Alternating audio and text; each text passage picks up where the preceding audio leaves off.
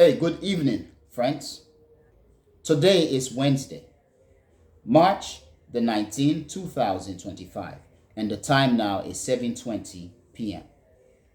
So, friends, I want to talk briefly about the Trump ban. Okay, we are talking in this case about Trump ban 2.0. So, friends, the New York Times, as many of us by now know, published a list of countries that it is Trump 2.0. When Trump came into office during his first term, he went on the Muslim ban. He banned so many Muslim countries, and people in the United States and around the world basically went after Donald Trump because the policy basically was racist and it was targeted. We know that prior to Trump coming into office, the Trumpers, okay, had been stressing the Project 2025. And the backlash was so bad that Donald Trump basically distanced himself from Project 2025. However, upon taking his second term, coming into office for his second term, Trump has been implementing policies that are strictly cited in Project 2025. One of those is basically limiting or the reduction of immigration to the United States. And in this case, we are talking about immigration from the powerless countries, the weak countries, the countries of color, the global south. Basically, my friends, we are talking in this case immigration from black and brown countries and yellow countries. Now, the policy is nothing but racist. Okay, it is a racist policy.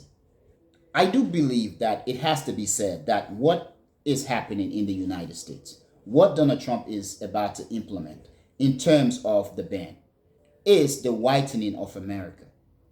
Throughout history, we have seen whitening, okay, activities or policies happen in countries around the world. I know Latin America is one such region that is very much known for the policies of whitening.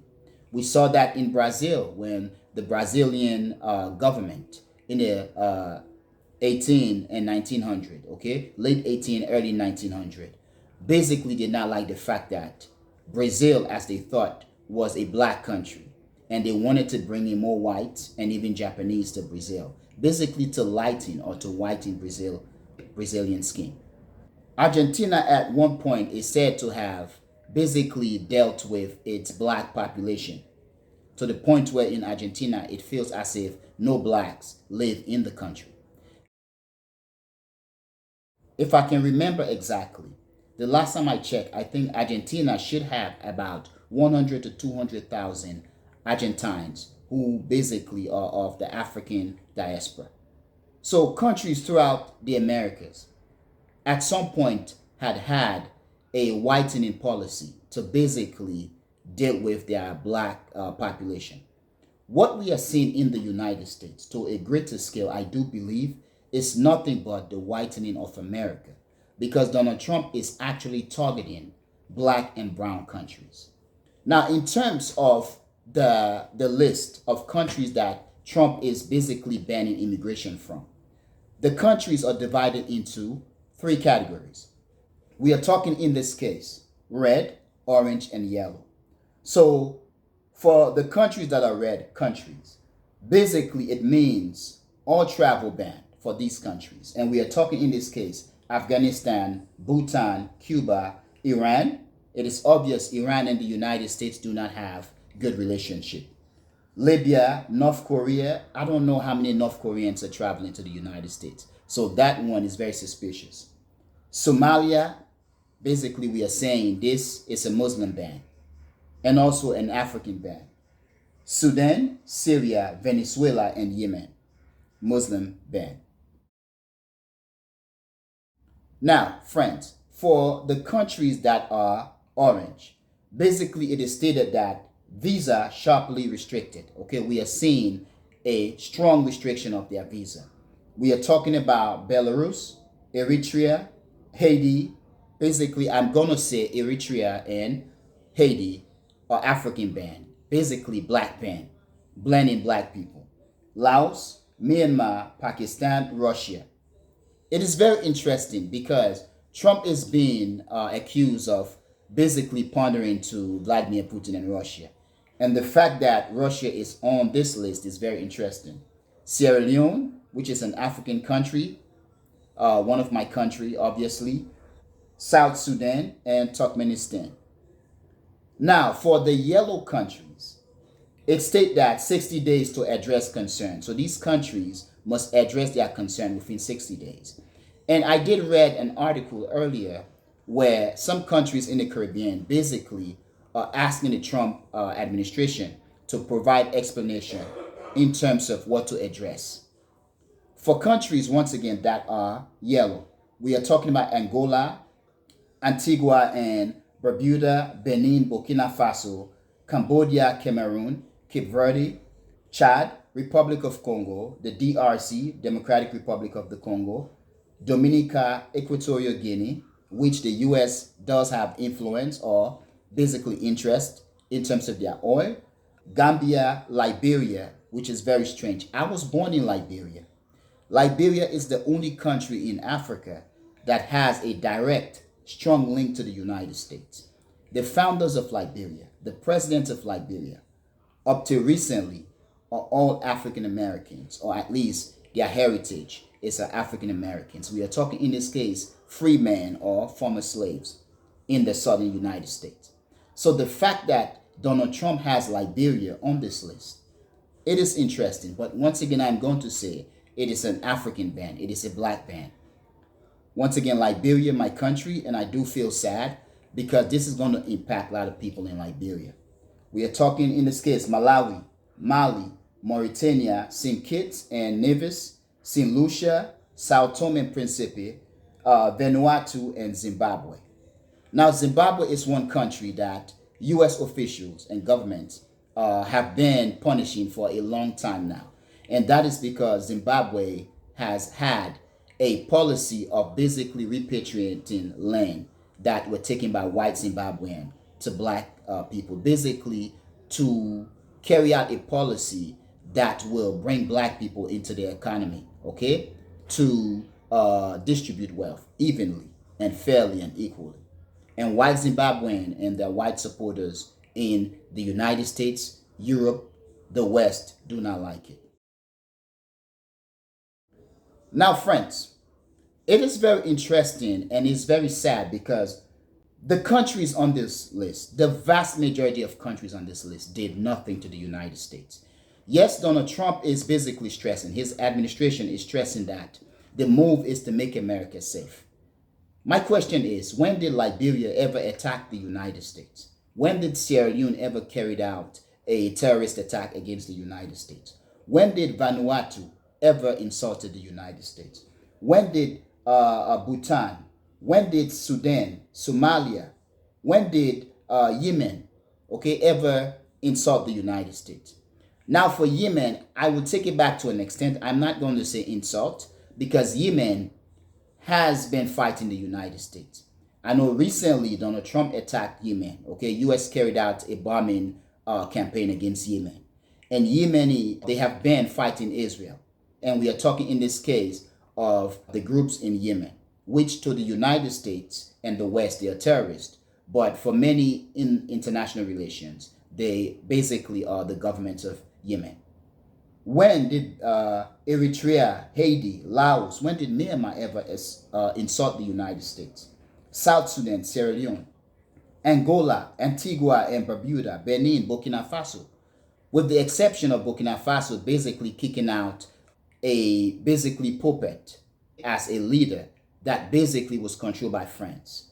When did Cameroon, Cape Verde, when did Chad, Republic of Congo and the DRC, Democratic Republic of the Congo, when did they ever insult the United States or pose any threat to the United States?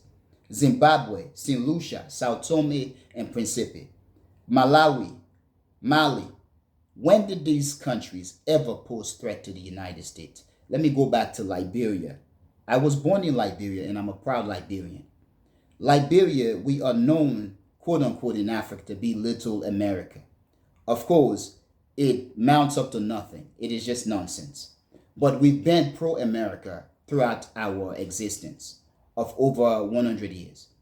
The fact that Donald Trump is attacking Liberia in this case, because this is nothing but attack, I think it's something that Liberians should not take lightly.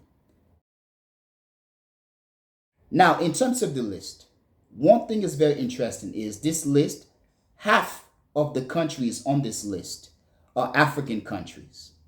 Now, friends, when you take into consideration the Caribbean countries, we are talking in this case Cuba, Haiti, we are talking Antigua and Barbuda, we are talking in this case Dominica, okay, St. Kitts and Nevis, St. Lucia, and so on.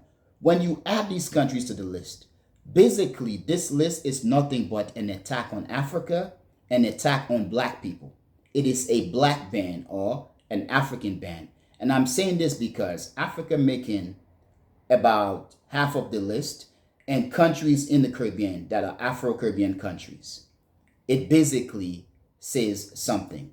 So now I'm going to say that Black America needs to pay attention, because if this is happening, I don't know what attack Donald Trump, okay, the Trump administration is currently carrying out on Black America, okay?